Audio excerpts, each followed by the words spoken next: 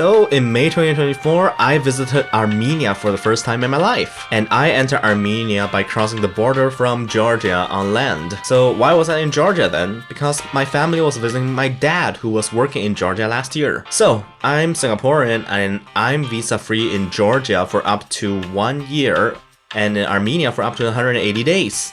So I went with my uncle who's a Chinese national, and Chinese nationals are visa-free in Georgia for up to 30 days, and in Armenia for up to 90 days. We exited Georgia smoothly and arrived at the Armenian side of the passport control, and my uncle passed smoothly with no problem. Well, I'm theoretically supposed to have no problem, but the passport checkpoint officer was like taking a long time looking at my passport, trying to figure out things.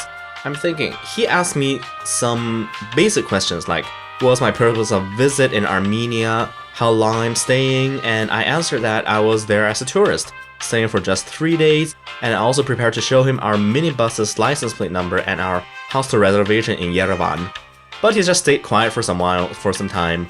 I'm thinking like maybe they had never seen a Singapore passport before, or is their first time seeing someone from this country enter Armenia on land. So after a minute of awkward silence, my uncle looked in my direction and I was about to gesture to him that the officer was still processing me, and then the officer was like, "Oh, your family? Okay, you can go." Yeah, that was an experience. Pretty interesting, I must say. But after that, my journey from the border to Yerevan was pretty smooth, and I enjoyed my short stay in Armenia.